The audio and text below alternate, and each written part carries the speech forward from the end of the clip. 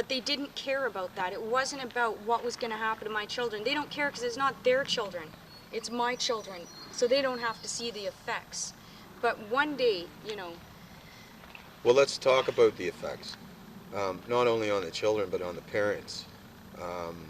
Colleen, my wife, Me.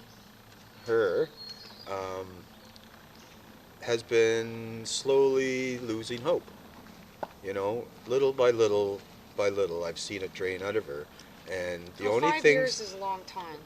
and the one thing that she wants from me is for me to admit that we're never going to be able to get the children back and have a bond with them again. I didn't say that. I said I had to accept them it. being away.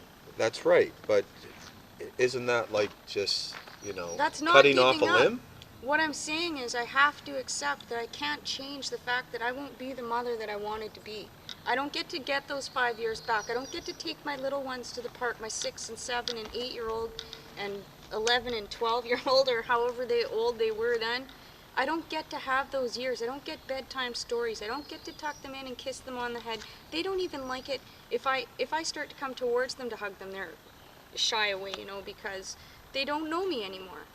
You know, and I don't get to go play with bubbles at the park or, you know, push my little kids on the swing or make them picnics or put little cute faces on their paper bag lunches anymore. It's a million You know, things that you I take don't for get granted. to go back to do those things. You know, And I have to accept that. And I also have to accept that even if for some reason the ministry had to give them back to me today, that they wouldn't even care. I have to accept that and try to think of a way to bring them back into my life the way so that I can take care of them and guide them into adulthood the way I should be, you know. But I have to accept that it's not going to be easy and it's not going to happen overnight, and it may not happen at all. But I'm not gonna die until I've made my best effort and know that I've done everything in the world to. you know, To try. I have to believe that the people that are involved in these videos, we're all brought together for a certain reason. I mean, I 5 years ago, I would have never believed I'd be sitting in front of a camera discussing MCFD, and neither would you. You know, so maybe in the big picture, it all comes down to timing, because we know thousands and thousands and thousands of people have had their children taken away, and they've laid down and died, and they did that because, you know, they were informed by the ministry that, you know, if they cooperated, everything would be okay. And, you know, most of these people turned to drugs and alcohol and ended up having their children removed for good because their children, you know, were taken from them. And that's the most devastating thing for a parent, as far as I've seen. It's humiliating, degrading. The community looks down on them. And they have nowhere to turn. Everywhere you go, you get a different attitude from what you got before your children were apprehended. Like, for me, before my kids were apprehended, you know, I worked as a nurse in the hospital. Everybody who knew me thought I was, you know, just a normal, everyday person and whatever. And then after my children were apprehended, you know, I felt ashamed to tell people. But once they found out, you know, I'd get so your kids don't live with you. You know, you can tell they're thinking you must have done something wrong. And then you get talked down to, like you're a piece of dirt. And I'd never had that in my life.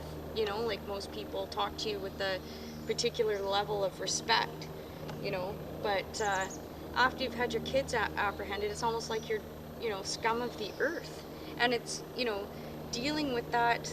No, like, I mean, it became really hard for me to just walk outside or go to the store because it feels like everybody knows that your kids have been taken away and that you're a crappy person.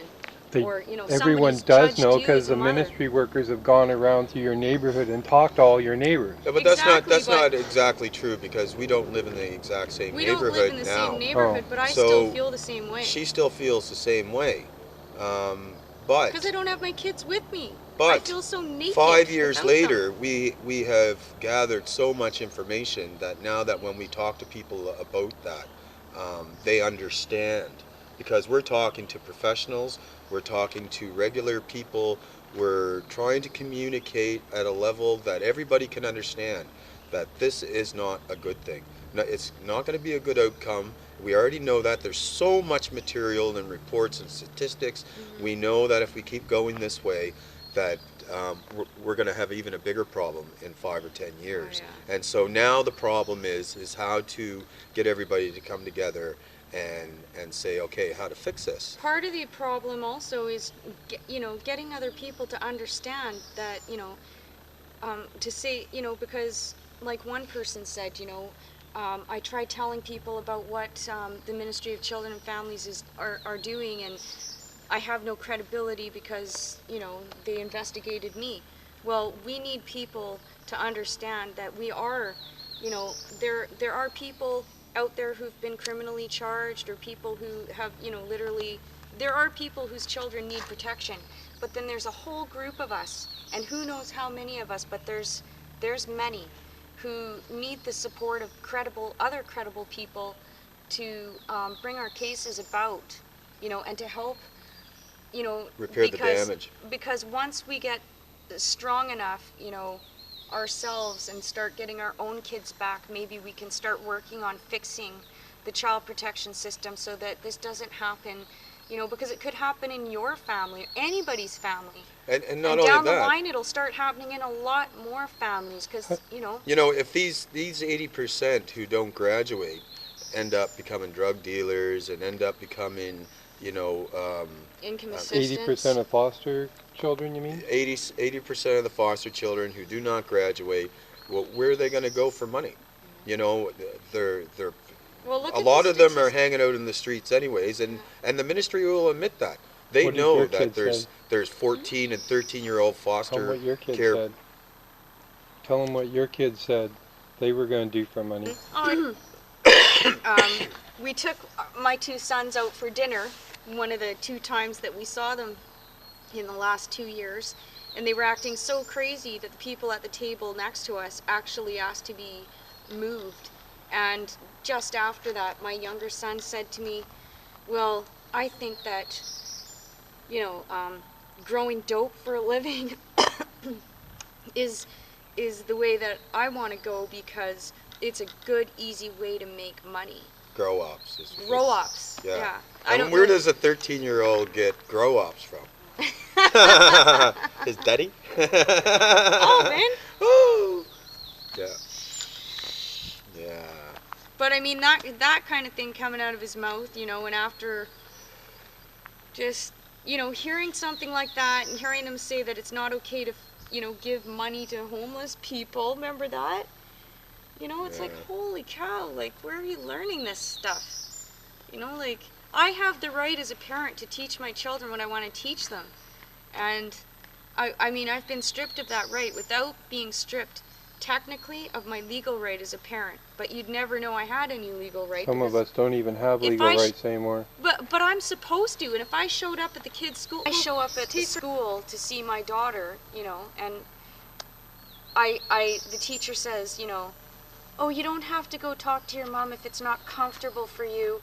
And so she turns around and goes back into the classroom, and I don't get to see her. Oh, yeah. That was and that's disgusting. because of things that the Ministry of Children and Families has said that wasn't even true. Yeah. Disclosing information about me, once again, illegally, to a total stranger.